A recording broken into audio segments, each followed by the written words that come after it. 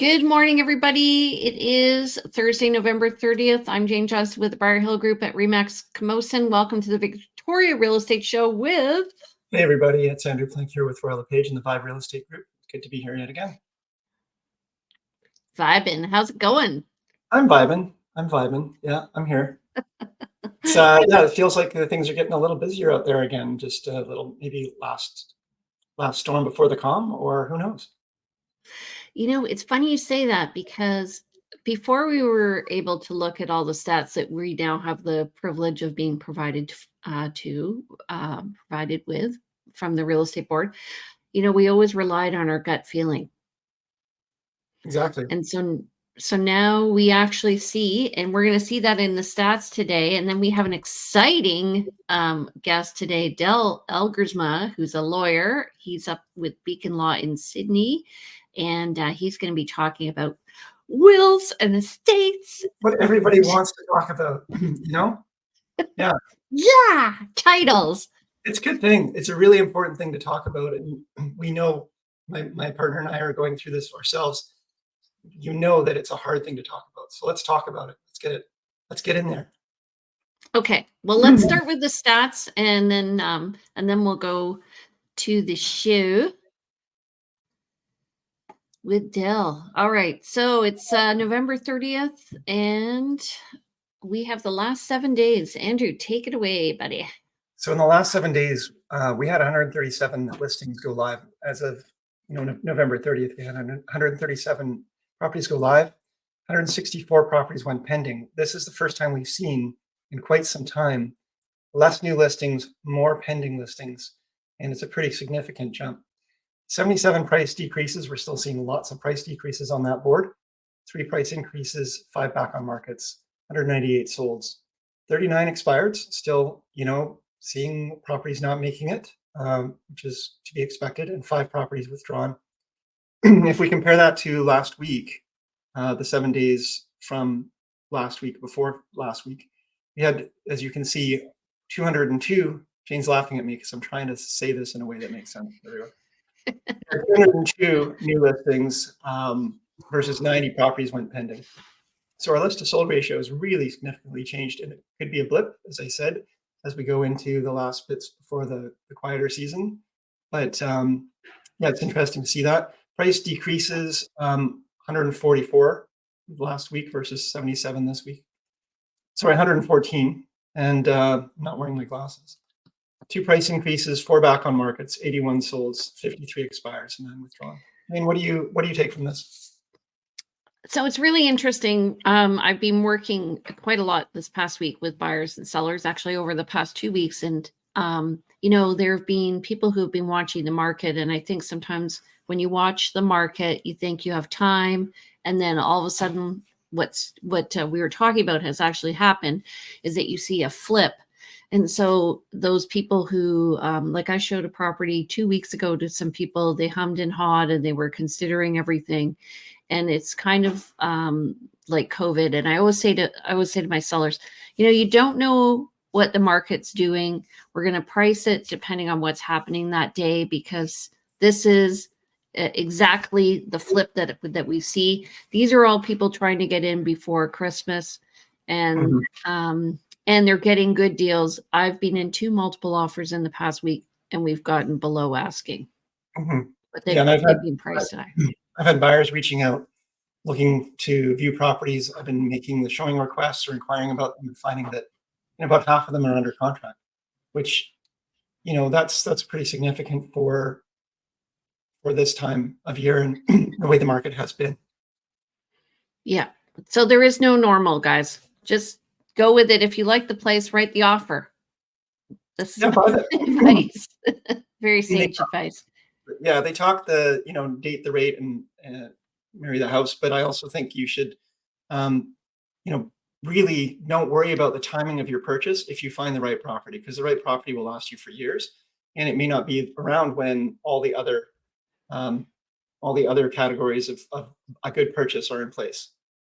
Well, the other thing is people keep thinking now that there's going to be more choice in the spring, and maybe there will be, but there'll be more competition. And so like somebody finds something that's 90% perfect, or they're new to the market and they're not quite sure that they like it. That's what we're here for, to give them perspective. And prices typically go up in the spring. We are feeling the weight of the high interest rates, but prices typically go up in the spring. And we've also heard some announcements that interest rates are probably, perhaps, the pundits are saying expected to go down late 2024. So that's a lot better than thinking, well, interest rates are going to continue going up. And it's a big shift in psychology and your perspective. So I wouldn't be surprised if that does help the prices to go up. So again, in spring, there might be more selection, but there'd be more competition and prices could be higher. Yeah. Okay, so let's just look at the month-to-date stats. So net unconditional sales are 328. That's compared to 384 for November of 2022. So we're up there. We were kind of worried last week if we were going to make it, but it looks like we're steady. And just remember that during COVID, we were selling 800 a month in, I remember, September, October, November. So we're still slow, but I think we're more normal now. And then new listings are at 793. This is comparable to 785 and up over 612 last week. So 785 for November 2022. So that's pretty normal. And our active listings have come down from 2744 last week to 2680. So we are seeing less listings. That's the first time I think we've seen less listings week over week in quite some time. So they've been gradually building up. Yeah. So, yeah. And right now you can, if you want to get a quick possession, maybe we'll talk to Dell about that as well. You do have to worry about the dates right now between Christmas and New Year's. You don't want to be closing then. A lot of offices are closed. And I find lawyers do take vacations, you guys. So there will be some lawyers away. And usually I find it mid-month to the end of December is not a good time. Yeah, you might have a hard time getting movers, lawyers, for any kind of professional and if something goes wrong, good luck. Yeah. So I'm planning all of my completions before December, all of them before December 14th. I'm being sarcastic. Okay, so let's talk about Dell. Dell is from the Beacon Law Center. He's an interesting cat. Let me just see here. He gave me some background information. Some background information. He is one of the youngest lawyers to be called to the bar in 1992. He's also the past chair of the Victoria Wills and Trust sections of the Canadian Bar Association. And he's the past president of the Saanich Peninsula Chamber of Commerce and currently on the board of the Mary Winspear Center that's in Sydney. His wife, Karen Elgersma, is a well-known, I would say, kind of, what would you say? Well, she actually is a very special person. She is also now, she used to, was it Shaw? Remember that show on, was it Shaw or Rogers? I can't remember, but she does a show called, she started her podcast shortly, sorry. And she also is a publisher of Edible Vancouver Island magazine. Great magazine. Yeah. So welcome, Dell. Let's add you to the stage. How are you? I'm doing well. Thanks for having me, you guys. Welcome, Dell. We're very informal here. Dell looks similar in age to us. And I think if I'd started real estate in 1992, I would have been 21. Okay. Yeah. I'm a little older, but not much. Yeah. So Dell, tell us about you. What kind of law do you specialize in exactly? I do mostly estate planning and business law, and Beacon Law Center does those things as well as probate and estate administration, and of course real estate law. So we do a lot of residential conveyancing as well as commercial transactions and some real estate development work. Okay, so we're interested in the first things that you talked about, which were probate and the types of ownerships that people have. We do find, there are people who get into situations with friends or family, or they perhaps have a new partner and they purchase a home. So let's first of all talk about just the type of ownership. There's two types, right? Yeah, there's when you own property with someone else, there's two options. One is tenancy in common, where you basically own your share separately, and when you die, your share goes to your estate, and it gets distributed through your will. And with tenancy in common, you can have different percentage ownerships with the other person. The other form of joint ownership is joint tenancy, where you own it together equally. You can't have separate or different percentages. And when you die, your share goes to the surviving joint owner. It does not go through your will. Right. So I've had some clients ask me this past week, which is when I met you, why everything kind of came together. So they're wondering about actually buying their last house, which I think will be their last house, together with their children, or having them on title. How does the government perceive that? And I don't know if it's federal or provincial when we go through probate, but if you're buying with your kids, can you avoid the death taxes? Yeah, so we don't really have what I would call death taxes in Canada. There's no estate tax, but you are on death deemed to have disposed of all of your assets. And that can create a capital gain, which results in capital gains taxes. That can be significant if it's a recreational property or a rental property. If it's your principal residence, then there's an exemption from capital gains tax, so there should be no tax on a principal residence. There's a limit on that, though, isn't there, Adele? Not right now, no. Oh, okay. It's in discussions. Okay. Some talk, but right now it's fully exempt. Okay. Now there are provincial death taxes, what we call probate tax or a probate fee, but it's actually a tax. And in BC, the probate tax is 1.4% of the estate value. And when it comes to real estate, it's 1.4% of the equity in the real estate. Makes so sense. If there's a property that has $1 million of equity, the probate tax would be $14,000. Okay. Now, if it was in a joint tenancy situation, then that would be difficult to apply. It wouldn't actually apply that, would it? Correct. So Okay. People use joint tenancy as a way to avoid probate. Right. And we're seeing a lot of parents consider adding their children to the title as a way of avoiding probate, so that the property will pass to their children without the kids having to probate their will. Okay. The way I think about... Sorry, I wanted to ask... how is that going? Well, it is a bit complicated because you don't want to, first of all, you don't want to trigger a capital gains tax. So if it's a recreational property, for example, and you add the kids to the title, you probably don't want to actually transfer the beneficial ownership to the kids, because that would trigger capital gains tax. So you're basically just adding them to the legal title, but not transferring the beneficial ownership. Can you talk about the difference there? Yeah, so Canada in the tax system recognizes that there's the registered ownership, but there's also the underlying beneficial ownership. And the taxes, income taxes, are based on beneficial ownership.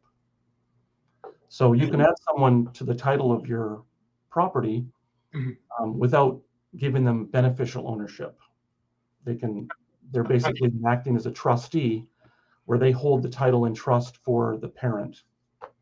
And so there's something additional placed on title to clarify that, is there? No, there's not. So as far as the title looks, it looks like everybody is an equal owner, but there would have to be a legal agreement in the background to clarify the beneficial ownership. Okay. And so then in probate, the taxes would still apply? No, it wouldn't. Okay. If it was set up properly, there is a way that it might still apply, but if it's done properly, you can avoid probate this way. I feel like I'm already confused, and this is why you need a good real estate lawyer, a good lawyer, state lawyer to deal with this stuff. Yeah. Yeah. So between spouses, it's really easy because the spouses are both beneficial owners, and if they're owning their property as joint tenants typically. And so when one spouse dies, the beneficial ownership and the legal title just passes to the surviving spouse. No probate. Yeah, in the absence of any side agreement, then it's right. deemed to be beneficial ownership. Yeah, that's correct. Well, legal. Yeah. Okay. I wanted to ask this question. We were talking about tenants in common versus joint tenancy. And the way I think of tenants in common versus joint tenancy is, the ownership is 100% for each owner has 100% ownership.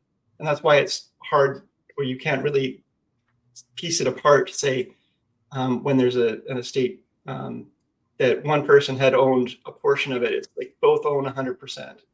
That's a good way of looking at it, Andrew. And then the other way is tenants in common is, somebody has 75%, somebody has 25%, and it's actually delegated and distributed. That's but correct. Yeah. Where do those words come from? Because I always have to kind of double think, is it joint or tenant or common? Because they're both really similar words. Yeah. Is there any history or any mnemonic or anything you have to? Just goes back to English law that we inherited from the Brits, and I guess it's probably out of the fact that as we're in a monarchy, and so we actually don't own our land. We have rights to the land, but it's owned by the crown. Right. And so maybe that's where the tenancy concept came from initially. Right. Yeah, that makes sense. Thank you. Okay, so we were also talking, sorry about all the changes here, I'm fiddling, about trusts. So you mentioned that a son or daughter can hold, or whatever, somebody can hold title trust for the parents. What about establishing the ownership as a trust? Can you do that?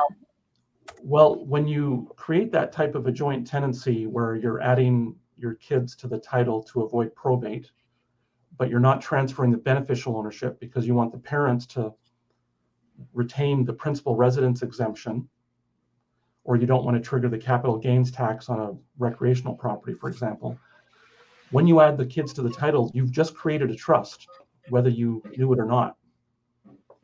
It's called a bare trust, but it is a trust. And unfortunately, under new federal rules, that trust now has to file two annual filings.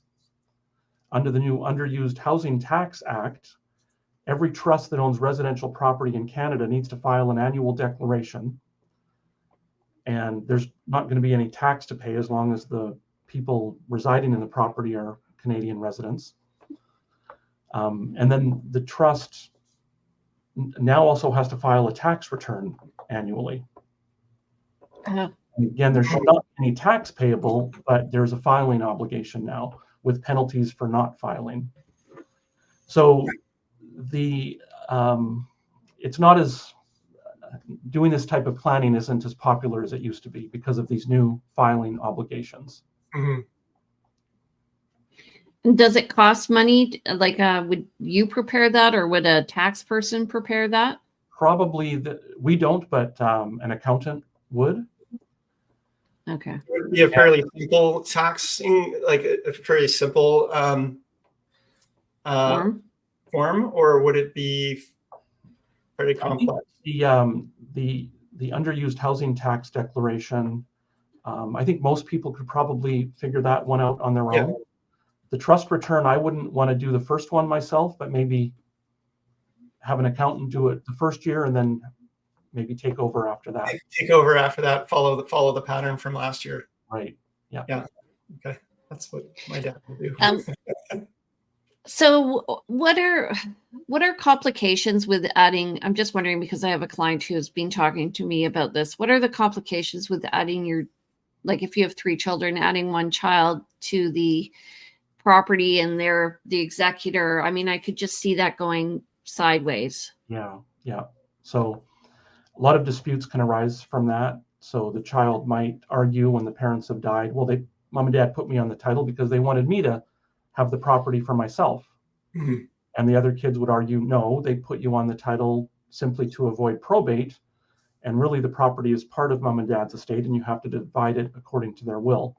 So there's lots of disputes around that. So anytime that this is done, it's really important that the lawyer documents the intention and has everybody sign an agreement so that Right. it's clear what was intended. Do you mean everybody in the family sign that document? Party to the transaction. So the child on the title needs to acknowledge why they were added on the title, and the parents need to acknowledge why they put the child on the title.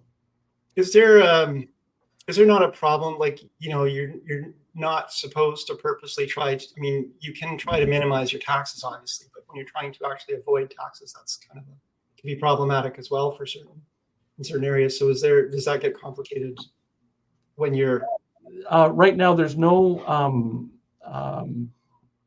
restriction on arranging your affairs to avoid probate fees or probate. Okay. That is perfectly legitimate. Yeah.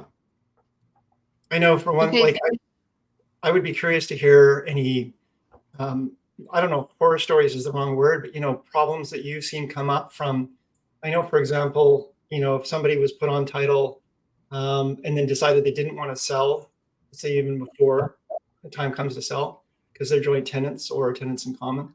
Yeah. Do you have anything you can share in terms of things that you've noticed where common problems that tend to come up in these various forms of ownership? Well, that exact problem has come up before, Andrew, where the child refused to sell the home when the parents decided to downsize. The child refused to sign the papers, even though they were legally obligated to. So the parents had to take the child to court and basically get an order for the property to be sold, which was not fun for anyone. Ugly. Very ugly. If the child becomes disabled and hasn't given someone a power of attorney, then that prevents the parents from getting a line of credit or selling the property because the child has no way of signing and no one can sign for them. Right. So I've seen that happen as well.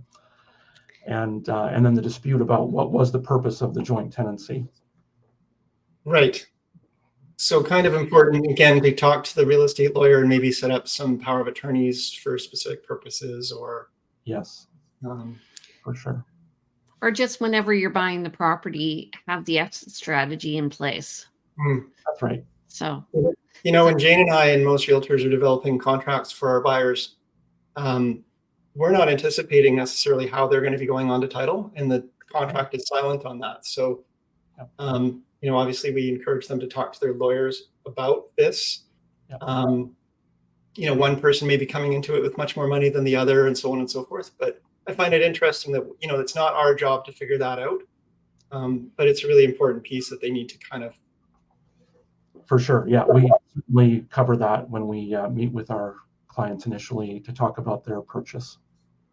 I also find when people are older, they move into these situations a little more quickly than like people in their 20s who maybe date for 5 years. People when they're older, make the decision to move in. And I've had clients who 6 months later don't want to live with that person anymore. And now they're legally tied to that person. And anyway, it just says something about getting your ducks in a row and getting the exit strategy planned before, just in case. Doesn't mean that you're going into it negatively, but right.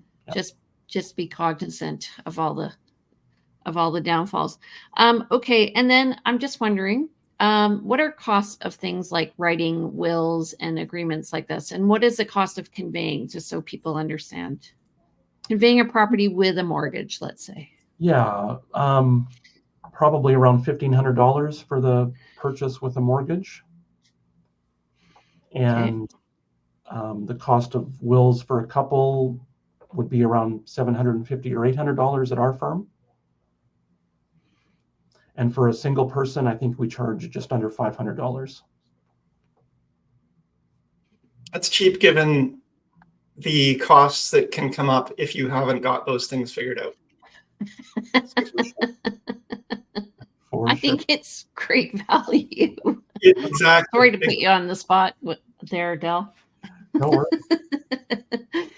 And No, so, okay, go ahead. Yeah, when I first got in the business and Jane got in the business at the same time, I remember seeing a couple examples of life leases.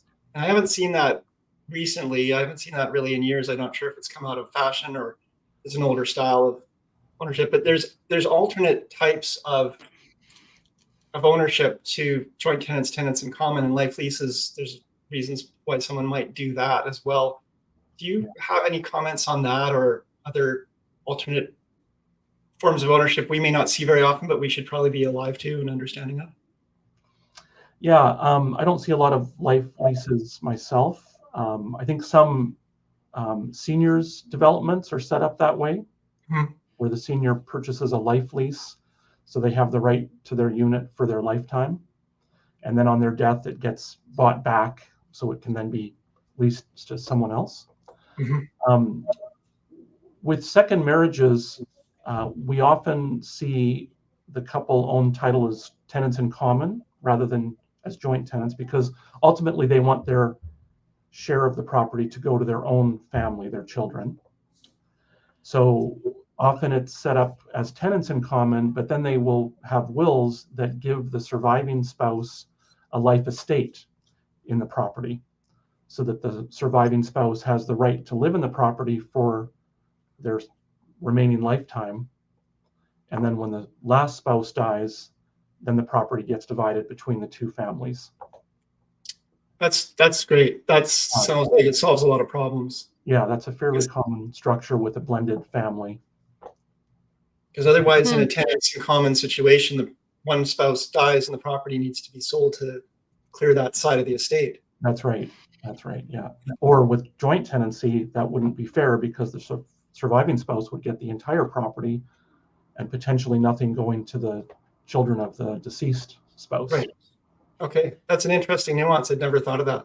Yeah. So, but that survives. So it survives the death of the one spouse, the agreement, and then it's held in place until the second spouse dies. Correct. But does anybody ever challenge that? I imagine. Yes. Yeah. BC has a unique law that allows a spouse or a child to challenge a will if they're not adequately provided for. So if it was a really long-term marriage, the surviving spouse could actually challenge that and say, it's not fair that it's just left to me in a trust. I should have it outright. And on the other hand, children might challenge the will and say, we don't want to have to wait till our step-parent dies to get our inheritance. Right. So you have to look at the specific circumstances of the couple to decide what would be fair and what would hold up in court. Right. In that circumstance, I have a question regarding wills.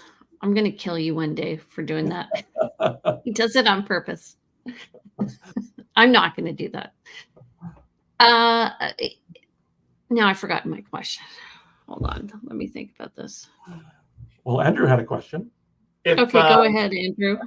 In the circumstance where there's a tenants in common, say 75-25 or even 50-50, and there is that agreement in place for the life estate for the survivor, that survivor could then sell the property at any time, and then the remainder would then go to the estate. Is that? That's sometimes how it's set up, but the will could also say that the survivor can have the property sold and use the proceeds to purchase a replacement property. Okay. So the life estate can continue to a replacement property. Okay. Or the property could be sold and the share of the deceased spouse invested, with the investment income going to the surviving spouse, and then the capital going to the kids when the surviving spouse dies. Okay. So, okay. Lots of options. A lot of options. Yeah. Jane, did you? Just get a lawyer. Yeah, exactly. I'm just thinking of all the complications, all the nuances here that, we get asked these questions all the time, and I always direct people to lawyers because they're professionals, and you know, a lot of people try and get divorced and they do it themselves. Same thing. Get a lawyer, get the professional advice, and just ensure that you are able to leave a legacy to the right people. That's right? a great way to summarize it, Jane. Yeah, ultimately, it's about knowing that your intentions are going to be covered in reality, and that there's not going to be. I mean, it is important also to talk to your children and all the interested parties so that they do understand your intentions, and that there's an opportunity for them to say their piece, Yeah. so that there's less chance of this thing going to court. Or that's right. Yeah, family meeting can be very helpful. is there anything, Dale, that you want to kind of talk about or share with the viewers that we haven't really talked about here, or that's you think people should really be aware of that most people aren't? One little thing is we talked about children being added to the parent's title, and that might create a bare trust with filing obligations. Another situation is where the parent is on the title of the child's home, perhaps to help them qualify for a mortgage, but the parent doesn't have any beneficial ownership. Well, that's also a bare trust. So technically, the parent needs to do those annual filings as well.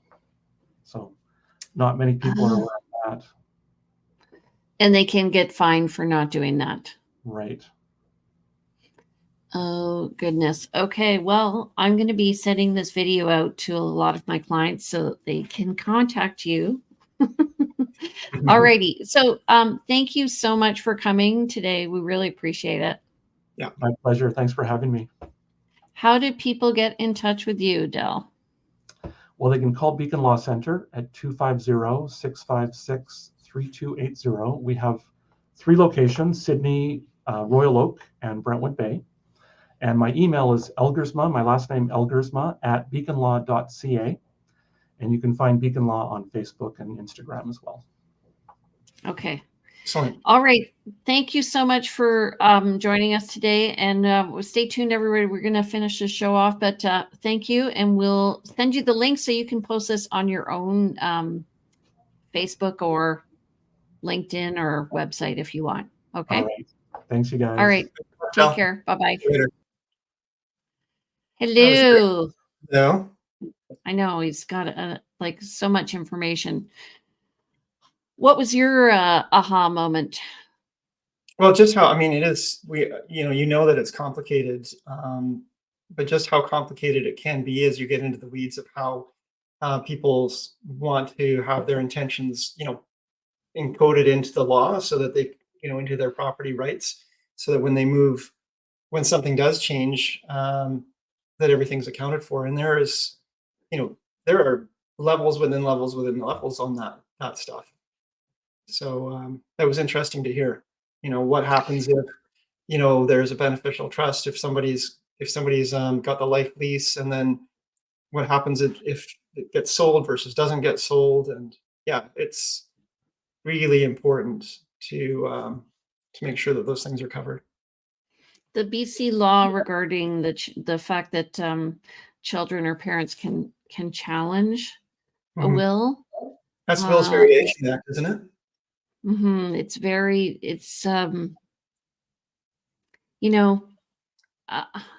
I guess, well, being in a family where I have a sibling who's doing that, I just can say that, if your parents or whatever, your spouse leaves, you will just follow the will.